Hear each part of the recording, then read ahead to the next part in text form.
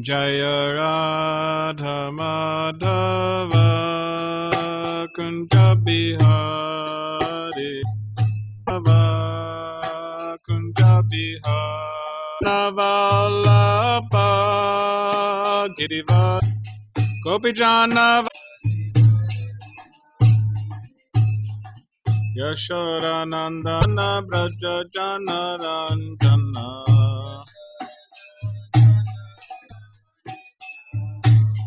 Yamunati Radha Madhava Kunja Bihari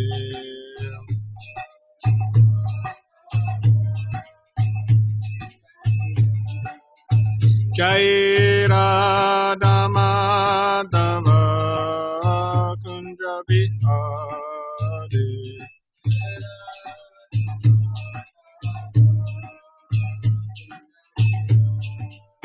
Jai Radha Madhava Kunja Bihari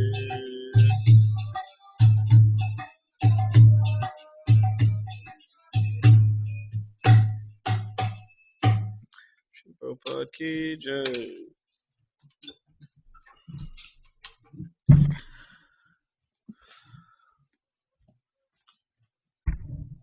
So this evening we'll read from the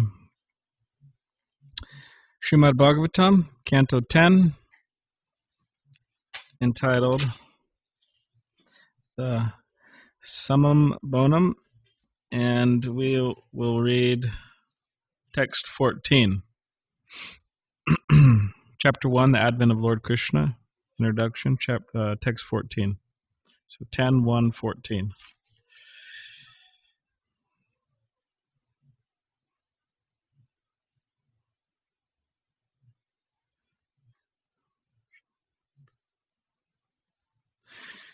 Sutuvacha evam nisham Brigunan sadhuvadam Vayasiki sa Bhagavan ato Vishnu ratam Pratyarcha Krishna charitam Kaliko mashagnam Vyahartum arabhata Bhagavata pradanaha. Okay. So if everybody could please repeat after me. Sutuvacha. Sorry. Just before we continue, Om Namo Bhagavate Vasudevaya. Om Namo Bhagavate Vasudevaya. Om Namo Bhagavate Vasudevaya. All right. So we'll continue the repetition program. Evam, thus, Nishamya, hearing, Brigunandana, O son of the Brigu dynasty, Shaunaka, Sadhuvadam, pious questions, Vyasaki, Shukadev Goswami, the son of Vyasadeva, Saha, he, Bhagavan, the most powerful, Ata, thus, Vishnu Ratam, unto Parikshit Maharaj, who was always protected by Vishnu, Pratyarcha, offering him respectful obeisances, Krishna Charitam, topics of Lord Krishna, Kali Kalmashagnam, which diminish the troubles of this age of Kali, Vyahartum, to describe, Arabhata, began, Bhagavat Pradanaha, Shukadev Goswami, the chief among the pure devotees. Okay, translation. Can you control that leg, Tavis? No, that's all right. Translation. Sutta Goswami said, O son of Bhrigu, Shaunoka Rishi, after Shukadev Goswami, the most respectful devotee, the son of Vyasadeva, heard the pious questions of Maharaj Parikshit, he thanked the king with great respect. Then he began to discourse on topics concerning Krishna, which are the remedy for all sufferings in this age of Kali. Purport. They could come in if they want. I don't know if somebody wants to come in, but...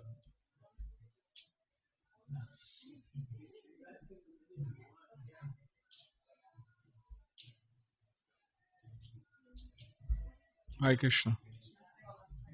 That's right. Okay. Which are the remedy for all sufferings in this age of Kali. Purport.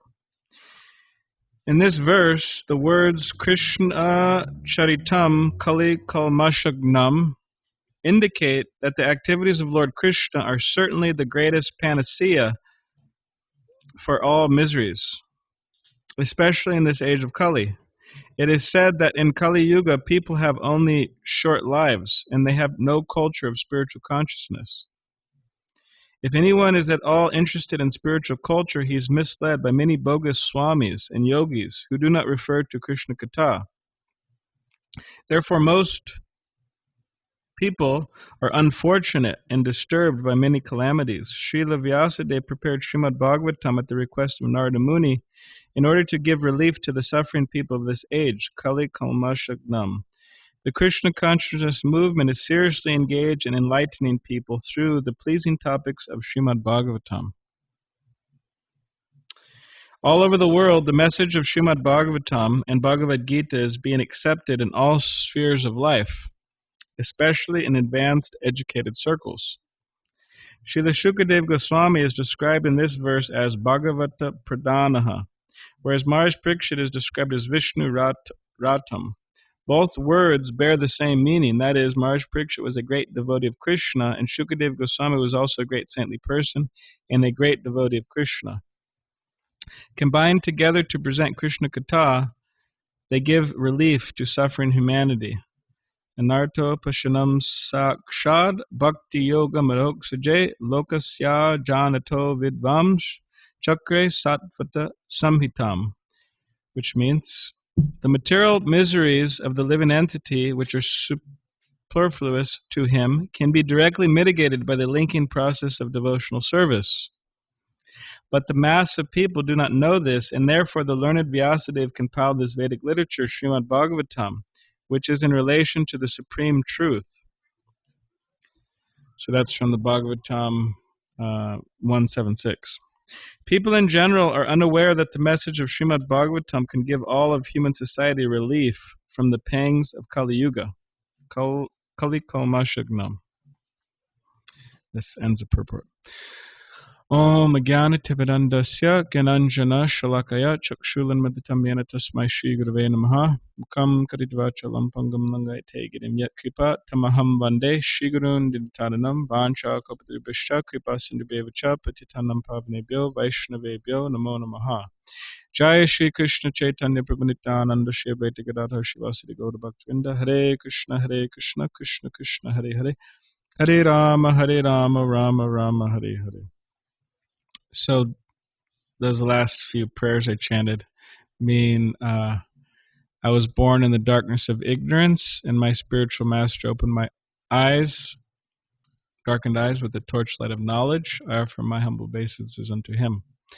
Another one is describing how even though one may be, it says a blind man, a blind person, deaf, dumb means I can't speak eloquently. All these different personalities, by the mercy of the spiritual master, spiritual teacher, guru, says a blind person could see the stars. A lame person, hey Kevin, Hare Krishna. A lame person could cross mountains. What's the other one? Blind person could see. Lame person could cross mountains. A dumb person could speak eloquently, all by the mercy of the spiritual master. And Vancha Kapadribhishcha. So I offer my respectful obeisances to all the devotees of Krishna, who are just like desire trees, who fulfill all of one's desires, and who are full of compassion for the fallen souls, for people who are forgetful of Krishna. So these are the different prayers. And of course, Jai Shri Krishna Chaitanya Prabhu Nityananda Shri Advaita Gadadhar. These are the different different personalities of the Pancha Tattva. Pancha means five, and Tattva means truth. So five truth, five personalities. Chaitanya Mahaprabhu, Krishna come again 500 years ago, and his four other different personalities. So we're glorifying them and Hare Krishna. That's the most. That's the most common. It should be the most common words for Hare Krishna devotees. Hare Krishna. So I'll just read the translation once again. Sutta Goswami said, "O son of Bhrigu, after Shukadev Goswami, the most respectable devotee, the son of Vyasadeva, heard the pious questions of Maharaj Parikshit, he thanked the king with great respect. Then he began to discourse on topics concerning Krishna, which are the remedy for all sufferings in this age of Kali." So today is a very auspicious day, very, most auspicious day, in which Sri Krishna, the Supreme Personality of Godhead, appeared within this world roughly about 5,000 years ago. So it's Janmastami. So it's Krishna's, in say modern parlance, Krishna's birthday. So that's what's going on today, all over the world. I guess it could be different depending where one is, but within America, at least, it's going on all over America and other places. So it is a day that devotees traditionally gather together and they glorify Krishna. They think about Krishna. They cook all types of, like we have all these cakes here, right? These little pieces of cake. So devotees made this for Krishna. It's been offered, so it's all right. You can look at it. Think about having it. So it's cooking, cleaning, decorating temples, decorating oneself. Devotees dress up for Janmastami, for Krishna. So these are, and mostly you could say, hearing and chanting about Krishna, Krishna's life, Krishna's teachings, Krishna's activities. So it's a very special day. And but when it really comes down to it, every day is supposed to be special. It's not that one has to wait for Janmastami, or one has to wait for Christmas, or one has to wait for one's birthday or something like that, or one has to wait till the weekend to celebrate. Actually, every day should be a joyous celebration. Not like they have, she could come in, you can come in if you want. Not that every day, they have this saying, right? TGIF. Thank God it's Friday. It's like, I got through Monday, Tuesday, Wednesday, Thursday, Friday. Now it's time for me to, really enjoy, right? Go enjoy my senses, enjoy my mind, have a good time, have a big party. So, but actually, every day is supposed to be a celebration, and it can be if one's in Krishna consciousness. So when Srila Prabhupada was in India, founder of the Hare Krishna movement, was in India, he brought all of his disciples, or some of his disciples, over to India to help spread Krishna consciousness in India, because Srila Prabhupada already did it in America, so he wanted to do it in India. So one Hindu man, Indian man, he told the devotees, Srila Prabhupada's disciples, that, today is a celebration. Today is a holiday. And then Srila Prabhupada's disciples, they weren't really sure what to think. So they went to Srila Prabhupada and they said, "Oh, Srila Prabhupada, is today a holiday?" And Prabhupada said, "Yes, today is a holiday." He said, "We are devotees of Krishna. Every day is a holiday. So every day is a celebration." But you could say every day is a celebration, but amongst all those celebratory, no, you understand what I'm saying. Among all those days of celebration, is there are certain days that stand out more than others. So Krishna's appearance, like tomorrow, we have Srila Prabhupada's appearance right after Krishna's. And then at Radhastami, we're having this month too, the appearance day of Srimati Radharani, Krishna's consort. So these are days that are special, and one could make a lot of advancement in these days, spiritual advancement.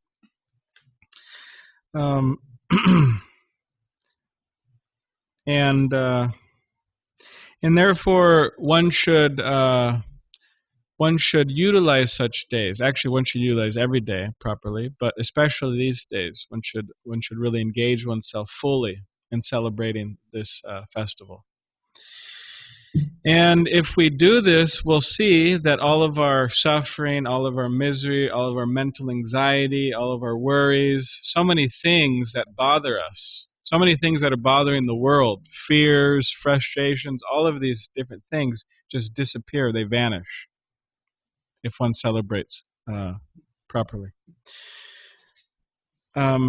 And this is what this particular verse is saying. It's saying that these topics concerning Krishna is the remedy for all suffering in this age of Kali. So, as many of us know,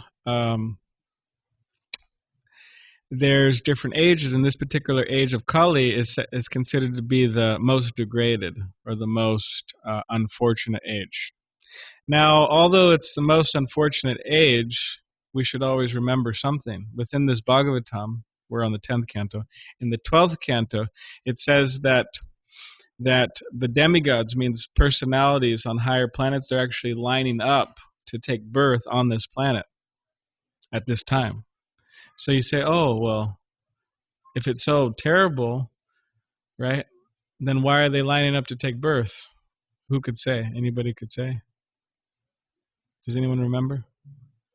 Or you could guess too. Take a guess. Why would demigods be wanting to take birth here at this particular time? They can make the place better? Okay, that's good.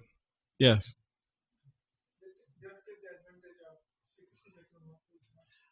Yes. Yeah. So that's what you said is true, that naturally good people means, people with active moral compass or a working moral compass. They want to do good for others. So that's, you could say, could be seen as part of it. But although I'm not, in this particular reference I'm referring to, it doesn't say that. But specifically, as our friend Sriman Tapas said, Tapas is saying that they want to take birth within this Kali Yuga, within this world, to take advantage of the Sankirtan movement, of Chaitanya Mahaprabhu's movement, the mercy of Chaitanya Mahaprabhu, or the Sankirtan movement. So they want, because by engaging in the Sankirtan movement, they could become completely spiritually realized, perfect. So yes, Kali Yuga, it is not a great age from one point of view, but from another point of view, it's a wonderful age. It's the best age. And therefore, one should engage oneself in the Sankirtan movement and the chanting of the Hare Krishna specifically. And it also mentions in the Bhagavatam that verse. Anyways, I'm forgetting the Sanskrit, but it mentions how this whole Kali Yuga is just an ocean of false problems. Now, who can measure the ocean? Can anybody say who can measure the ocean? Krishna. Yeah, that's true. Krishna. That's true. Good answer. Anybody else can? Okay, we'll put it this way. Any mortal within this world, can they measure the ocean? Any great scientists? They can't measure it. It's just immeasurable. It's just too big. So similarly, the faults, the problems within this age are just too great to measure. They're immeasurable. But it says that the one good quality about this age is that simply by taking to the chanting of Hare Krishna, right, just raise your hands and grab the mridangas and the kartals and dance and chant and be happy simply by engaging in that process. Although it seems very simple, in many ways it is simple but sublime. One can become fully realized, fully perfect, and go back to the spiritual world. So yeah, these topics, and you could say chiefly the chanting of Hare Krishna, this is remedy for all suffering in this age of Kali. And what are some of the characteristics of people in this age? Short lives, no culture of spiritual consciousness. And it says that even if they're interested in spiritual culture, what happens? They're misled by, Prabhupada uses the word, bogus swamis and yogis who do not refer to Krishna Katha. Means they want to say that they are God. And that's a problem because they're not. They go really far too. They go really far into saying that they're God. Trying to convince their followers in so many things. They may even here's the 10th canto of the Bhagavatam. They may even go so far as to replace Krishna's name and put their name. Means the 10th canto is the life of Krishna, God. But they take out Krishna's name and they put their name. So that's going pretty far. Who's that? They could come in if they want. Yeah, you come in if you want. We're just having class, but you come in. Yeah, you could use the bathroom. We'll charge you though. See, confirmation. No, it's okay. I'm just joking. We won't charge you. So they go really far to say that they're God. And Srila Prabhupada really didn't like this. He really didn't like this. And actually, he would say very strong things against these people. For example, just to give you an idea, Srila Prabhupada, Srila Prabhupada, when he was in Bombay, present-day Mumbai, he would go on these morning walks on the beach, and devotees would discuss with him all these people. Oh, so-and-so is saying they're God, so-and-so is saying they're God. And this is the biggest offense, because the soul can never become God. The soul is always a child of God, servant of God, servant of Krishna. So devotees would tell Prabhupada how people are claiming they're God. And Prabhupada would say very intense things about these people. He would tell them, tell those bogus swamis, tell those bogus incarnations to come here. And then he said, I'll kick them in the face. And he said, I don't care if I have one disciple. I don't care if I have one disciple. In other words, I'm saying this, and I don't care if anybody likes it or not. I don't care if I have one disciple. He said, what's the use of so many foolish disciples? Better I have, instead of having so many stars, better have one moon. He said if one person can understand Krishna consciousness, become fully Krishna conscious, they can liberate the whole world. So he said, I don't need a bunch of disciples. So he said, tell them to come here. I'll kick them in the face.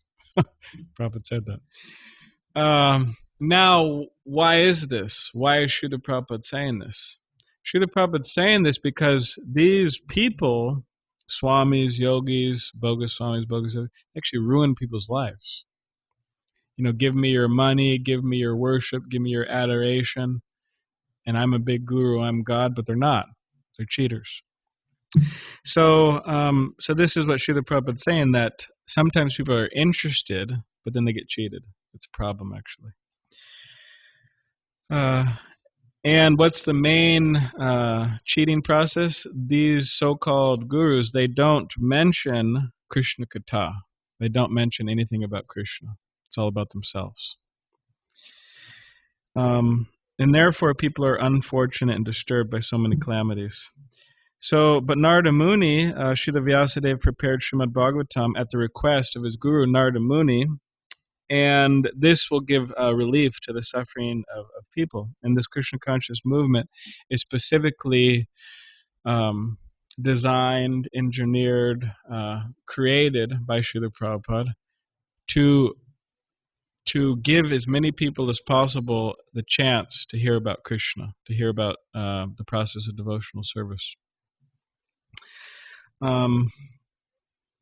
Just like one time Srila Prabhupada, he had this big Pandal program in Mumbai, which means it's a huge tent.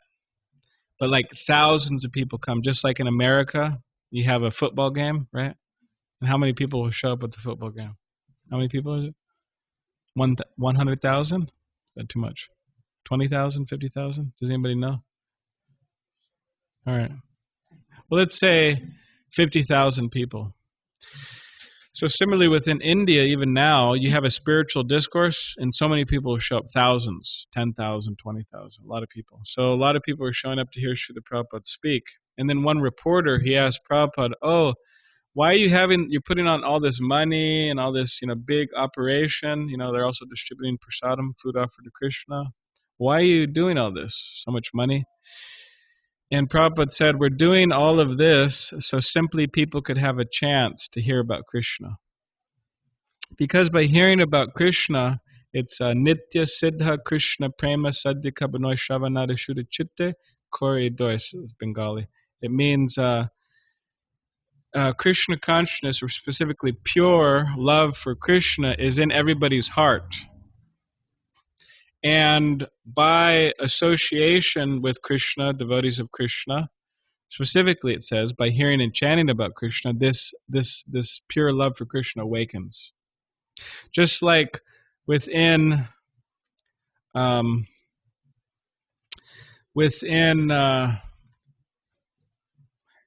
a child, the dormant propensity to walk is there, right?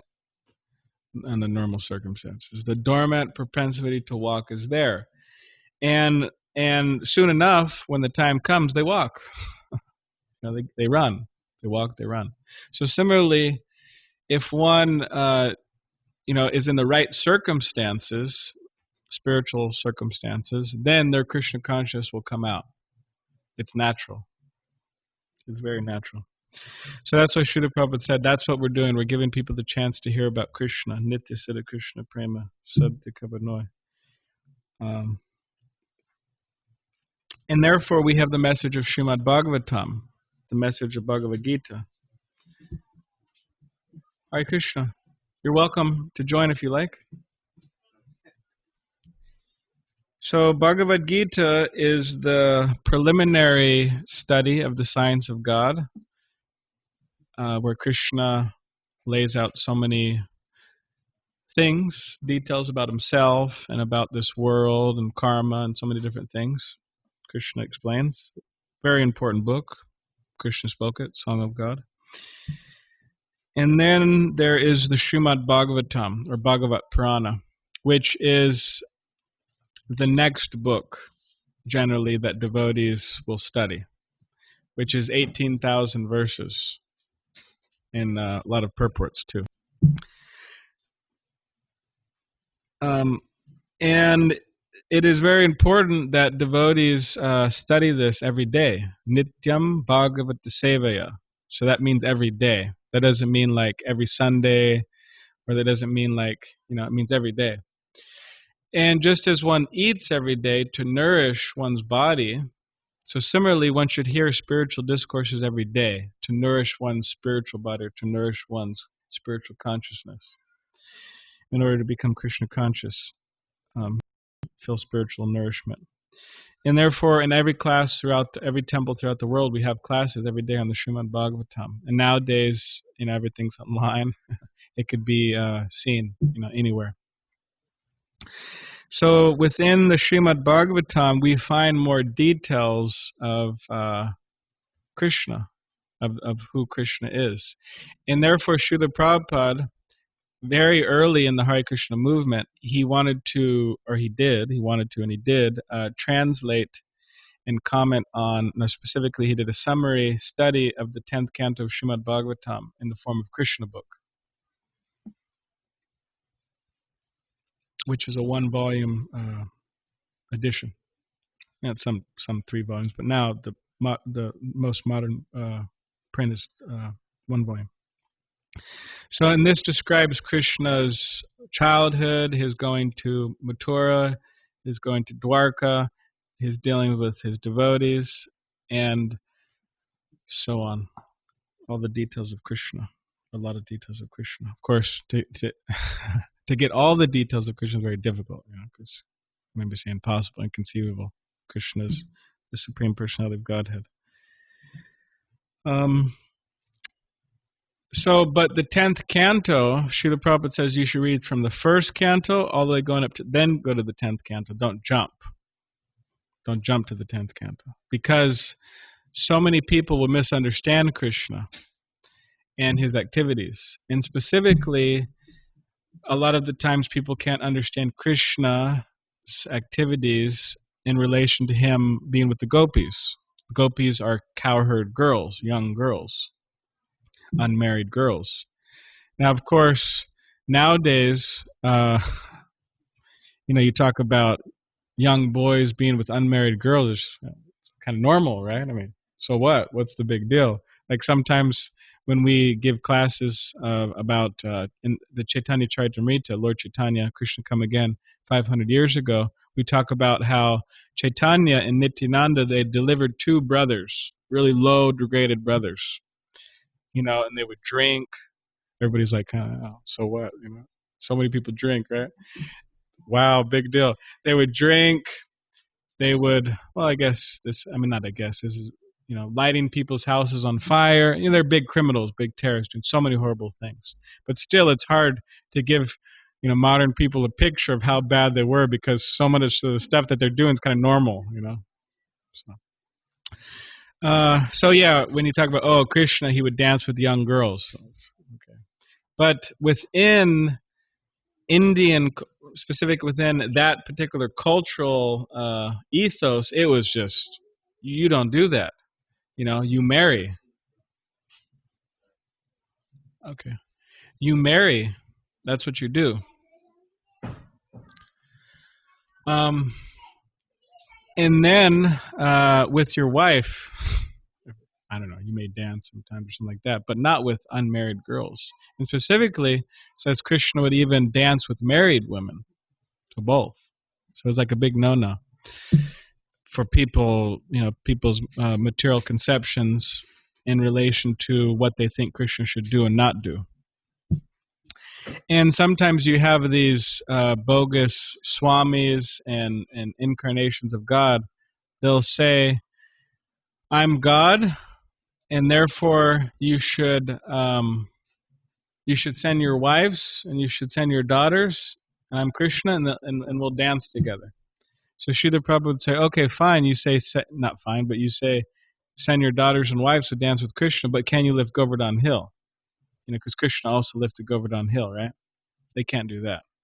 So he said, when you lift Govardhan Hill, then okay, then maybe you could talk. But of course they can't.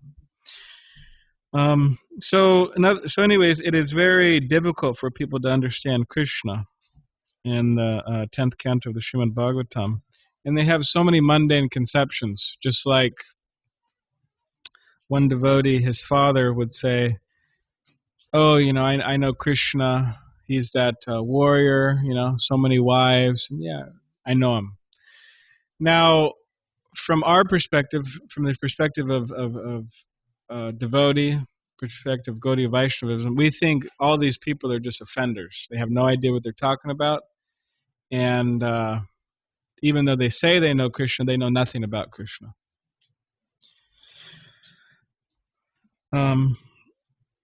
So it is not very easy to understand Krishna. Krishna is very misunderstood by many people throughout the world. And therefore there's a process to understand Krishna. namely engagement in devotional service. Bhaktya mama bhajanati. So engage in devotional service and you'll understand Krishna. Purify our senses and we'll understand Krishna. What's that verse? Atashi Krishna namadi nabhaved gramindriyai sevanmukhi jivada swayameva spratada. So the material blunt senses cannot perceive God, cannot perceive Krishna, but by engaging the senses in the service of Krishna, the senses become purified. And then Krishna reveals himself. We could see Krishna. So although Prabhupada said this, it's to gradually go until you hit the 10th canto, until you reach the 10th canto. What did he do? He translated, or he did a summary study of Krishna's, of the 10th canto in the form of Krishna book. Although he said that, right? And then what did he do next? He didn't say this is just for a few devotees. He said mass distribute it. We want all the devotees to go to the airports all over the world and just distribute it to everyone. So it's interesting because Prabhupada's saying gradually proceed to the 10th canto, and then he said, he did a summary study and said mass distribute, right? So Srila Prabhupada, he wrote the Krishna book in such a way that people can't get confused. Prabhupada made it clear Krishna is the Supreme Personality of Godhead, and he really outlined it perfectly. Even then, of course, some people get confused, but so these are literatures, the Bhagavad Gita, Srimad Bhagavatam, Krishna book, that we are meant to take full advantage of. We're meant to dive into this literature. Just like, not just like, a crude example, very crude example, just like some people are very addicted and attached and absorbed to Harry Potter. You know, they have like a Bhagavatam collection of Harry Potter. I mean, it's that, you know, the big books are actually quite big, but people just read through it, you know, really, they're attracted. So similarly, like those people are attracted to Harry Potter and really, you know, addicted and, you know, waiting for the next one to come out. We should develop that attachment, that addiction to reading about Krishna consciousness. That's healthy. That's good.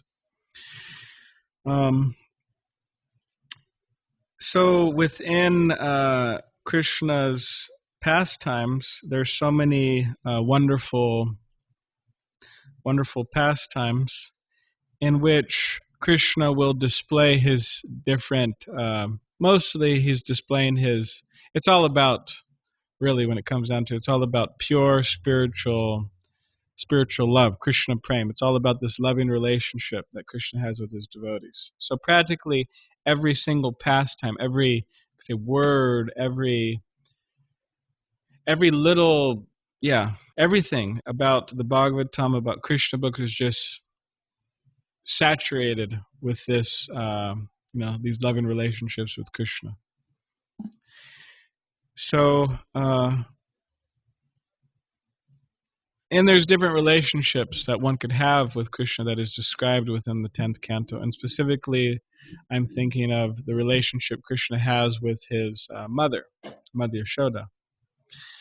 And how there was a particular case in which we've heard before, but we hear again and again and again, that Mother Yashoda was,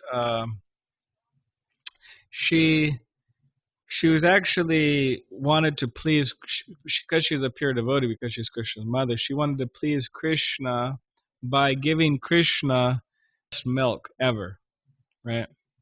And we're not talking about just like, you know, whatever that milk is now, Strauss milk, you know, organic Strauss milk, you know, $20 a gallon, or we're not talking about just some organic farm milk, but we're talking about milk from these, you know, devotee cows, very elevated most elevated cows, devotee cows.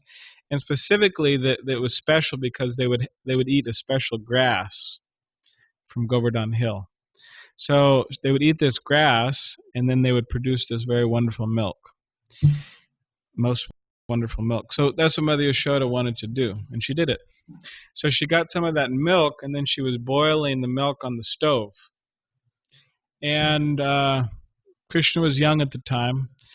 So she was, keeping her eye on the milk, but she was also feeding Krishna, um, suckling Krishna. And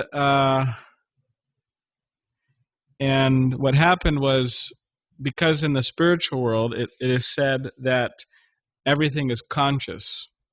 Everything's conscious. So the milk is also conscious. So it says the milk was thinking that if Krishna becomes satisfied with Mother Yashoda's milk, then I won't get a chance to serve Krishna. So what am I going to do? What should I do? So then the milk thought, okay, now I will overboil. So on the pot, the milk started to overboil.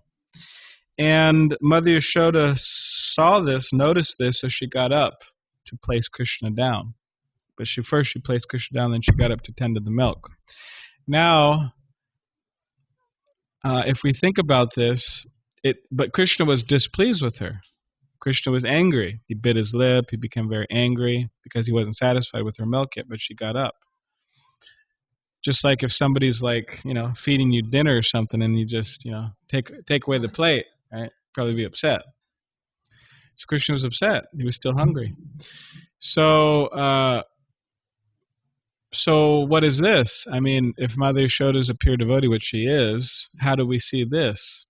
How do we see that particular action of hers in the realm of pure devotional service? Because it displeased Krishna. So how was that pure devotional service? Can anybody in the room here say?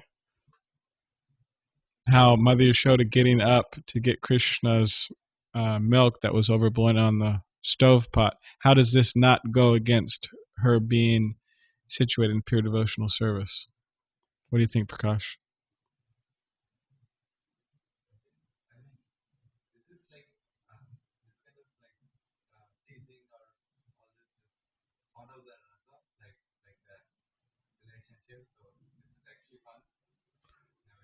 Okay, so you're saying that because of their relationship, this is natural, that Mother Yashoda, she's taking care of Krishna. So part of taking care of Krishna is taking care of Krishna's things, right? Things in relation to Krishna. Is that kind of what you're saying?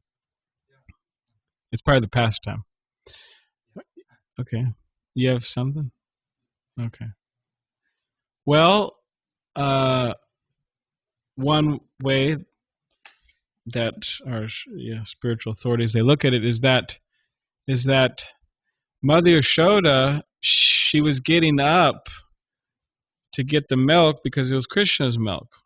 She wasn't getting up, she wasn't excuse me, but she wasn't, she didn't get a call or something, okay, on the phone, and okay, put you down, Krishna. Or she wasn't attending to any personal business, selfish business, but she was attending to Krishna via Krishna's property, Krishna's milk.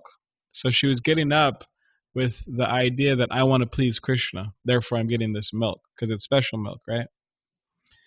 So therefore it's not against pure devotional service, even though Krishna was upset, because she was doing it for his pleasure.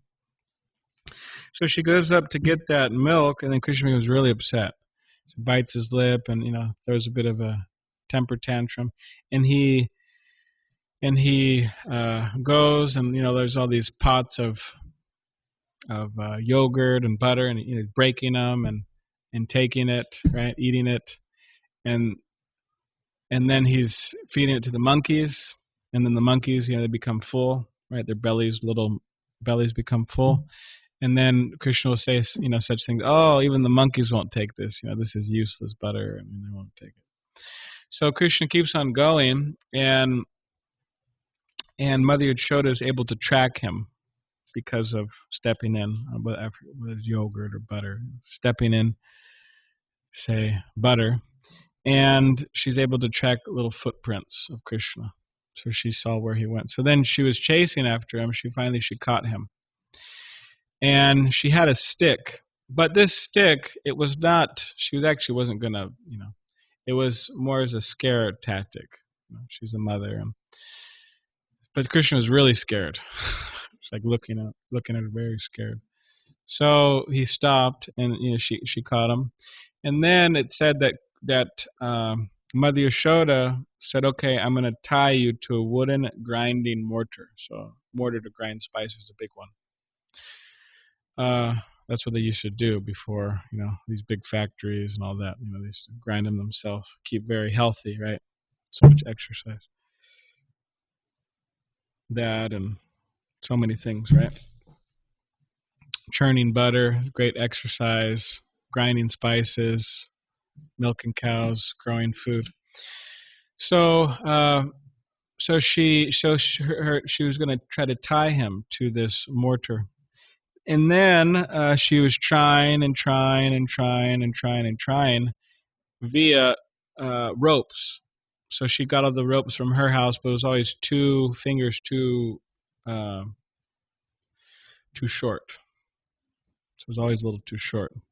So she was, imagine you have Krishna's little belly, and you can imagine how small. Anyways, get the idea of a small boy's belly, baby. It should be very easy to tie a rope around, right? Small boy's belly. But each time she tried to do it, it was always, too short. It's got like sometimes you have like whatever, your belt is too small. Can't do it, right? So she was doing this, and then she said, no matter what I have to do, I'm gonna tie this. I'm gonna tie my son up, teach him a lesson. So she went to all the different households within Vrindavan. She was getting ropes, but still, it was always 2 fingers too short. And then eventually, Krishna, so she was perspiring, and the flour from her hair was falling down, and she was really working hard. Really, it's called parishrama, really working hard. And but still, she wasn't able to do it. And then all the gopis, all the elder gopis, cowherd women in the village, they were seeing this happen, and they're kind of smiling and laughing, amused by it. So then Krishna, he's thinking, okay, I will let my mother tie me up. So he said, okay, you can tie me. And then she was able to tie him up. Finally, after so much endeavor. So our spiritual teachers, acharyas, authorities, they have said that the 2 fingers that too short represent 2 things, and that is 1, I believe it's parishrama. Parishrama means hard work, hard endeavor, and 2, Krishna kripa, Krishna's mercy. So it's not that we just get Krishna's mercy or the Supreme Personality of God's mercy just by His mercy alone. In other words, we can't just kind of like, sit around or kind of be inactive waiting for God's mercy, like it's automatic.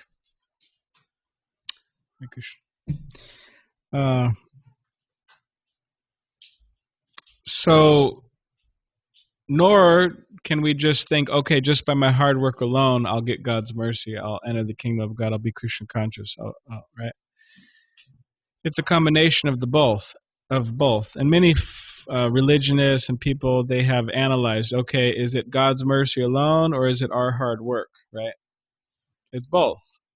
So we work hard to get Krishna's mercy, and then when Krishna sees we're really striving, then He'll give us His mercy. So that's what this particular one of the lessons from this pastime of Mother Yashoda and Krishna demonstrates or teaches us. So eventually, he's tied up there, and as the goes, he is eventually he pulls down these trees that were nearby, and on and on the pastimes go on. So these activities of Krishna that Krishna has with Mother Yashoda, with the cowherd boys, with so many different personalities, he is demonstrating what real relationships are, what they should be, specifically with him. And Krishna comes to this world to demonstrate this. That's the reason he comes. One of the reasons he comes to right, Pritra Nayu Saranam Vanashaya Chaduskritam Dharma Samstarpanatraya Sambhavama Yuge Yuge. So every millennium I come and I annihilate the miscreants, and I protect the devotees, right? And he does this out of out of love, out of affection for the devotees, right? Because he could send, okay, let's say, or those of, right, if we accept there's a God, right, that means he's all powerful. And if there's some unwanted elements on the earth, he could just send a hurricane or give him a heart attack, right? He could do that. So when Krishna comes, he annihilates all these miscreants, all these different personalities, but he could do that through earthquakes, through hurricanes, through whatever. So why doesn't he do it that way? Why doesn't he just give him a heart attack? Give Hiranyakashipu a heart attack, right?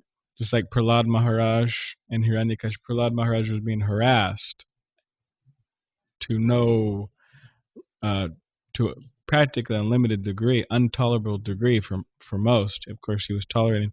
But then Nrsingadev came, right, with his Hiranyakashipu, the great, terrorist, demoniac father of Prahlad.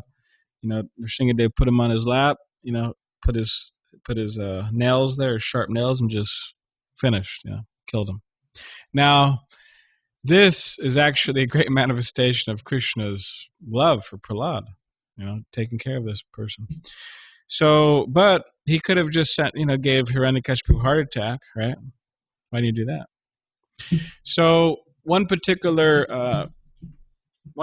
time, this Akbar and Birbal, Akbar was a great king, and Birbal was his minister. So Akbar was wondering about this. Why does Krishna come personally? Why can't he just, give them a heart attack or whatever? Why does he come personally? So Birbal said, "Okay, I'll explain to you.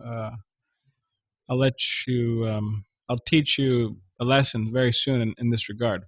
So some days passed. I don't know if it was arranged exactly, but somehow or other, it came to be that Akbar's little baby son was being bathed by some,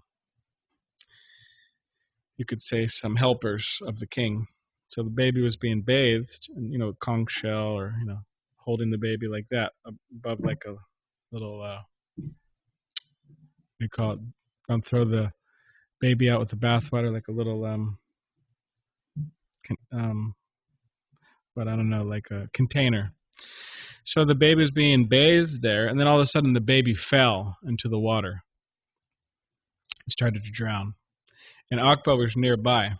So immediately Akbar, seeing his baby son in the water drowning, apparently the helper wasn't too quick, but so Akbar ran to the baby and picked the baby up out of the water, and saved the baby, his son, from drowning.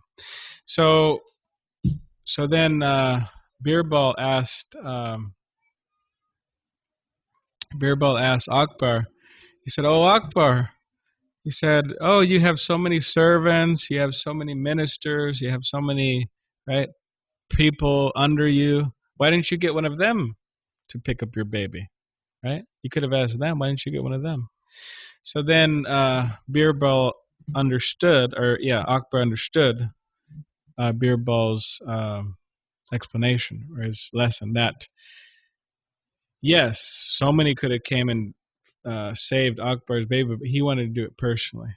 So similarly with Krishna, so many ways, indirect ways, Krishna could take care of his devotees, but Krishna wants to do that personally. So therefore he comes. And those of us who have the blessing, the good fortune of being connected with Krishna on any level, we should really, you could say, give Krishna a chance. We give so many things a chance. People give drugs and alcohol and so many things, women, men. We give this whole world a huge chance. In other words, maybe I'll be happy doing this, maybe I'll be happy doing that, maybe I'll be happy doing this. But what it's saying here, that Kali Kalmashakdam, relief from the pangs of Kali Yuga, from the pains of this world. For those of you who are interested in that type of stuff, being released from the pains. But even, just waking our original happiness, our original who we are, is really possible by Krishna consciousness. That's how it's possible, by connecting with Krishna. So we should give the process of Krishna consciousness a chance. Nityam Bhagavad Seva, you're hearing every day, chanting every day, like that. So Janmastami is a very wonderful time, and unfortunately, we have some devotees here. I mean, it's fortunate that some devotees are here in the room, personally. And unfortunately, those devotees who are watching online, there may be some watching online. Unfortunately, we can't all be together like usual in most Janmastamis for the last so many years, 15, 20, 30, 50 years. So, I don't think there's ever been a Janmashtami exactly like this, but they have a saying, separation makes the heart grow fonder. So, although it is challenging times and we can't all meet like we want to, that separation will hopefully help us cultivate, develop, increase our intensity of wanting to meet with each other in Krishna consciousness more and more. And hopefully next year or soon, sooner than next year, we'll be able to meet. But in the meantime, Hare Krishna, Krishna Krishna, Hare Hare, Hare Rama, Rama Rama, Hare Hare. Janmastami ki jai, Srila Prabhupada ki jai. So does anybody have any questions or comments? Anybody in the room? Feel free. Anything we read or spoke about, or if anybody online has any comments or questions.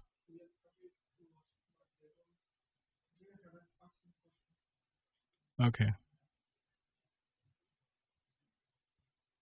All right. Thank you. You're welcome.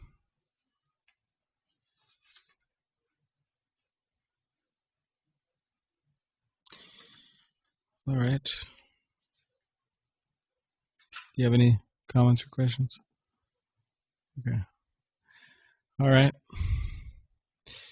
So, those of us fasting, there's still some more hours. It's till 12, the fast, midnight. But actually, it's more like 12:30 because we have kirtan from 12 to 12:30. But it's an interesting day because I think, this is the only day in which we have a fast. Because generally, which is interesting because as far as I remember, we don't have fasts that are just like all day and like you break it the next day. Of course, traditional Ekadashis like that.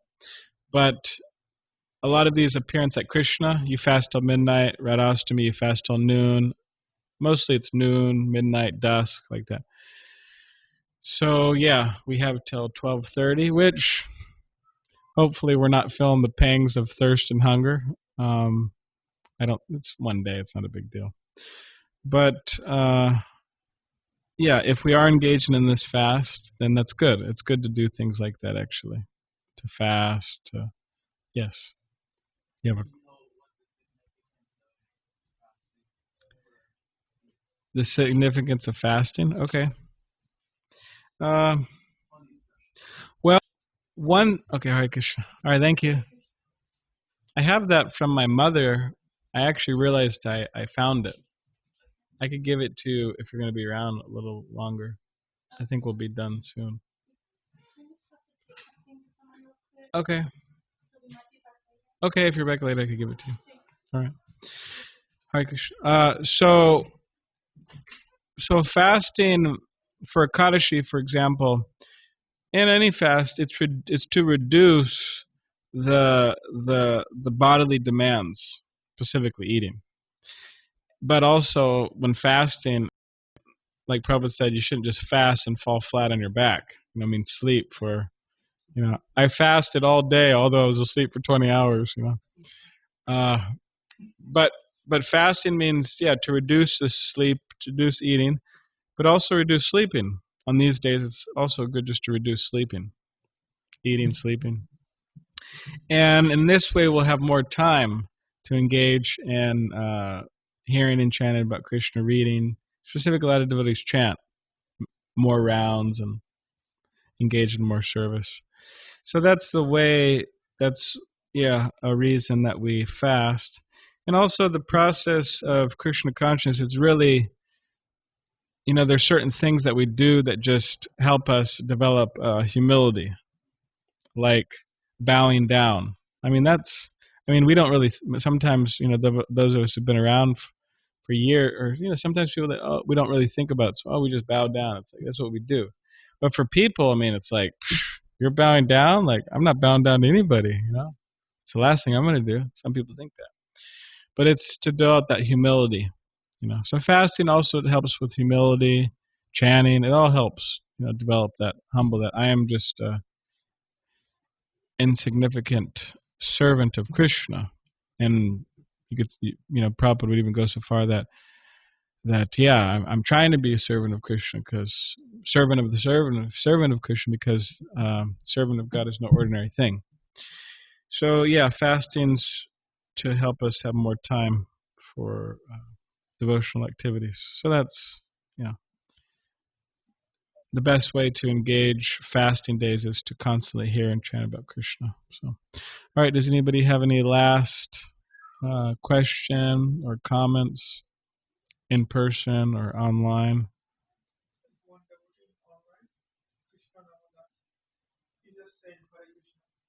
Krishna Dhamma? Krishna Nama. All right. Krishna Nama Prabhu, Hare Krishna, to you as well. Thank you very much. All right. Okay. Thank you very much. Srila Prabhupada ki jai. Hare Krishna.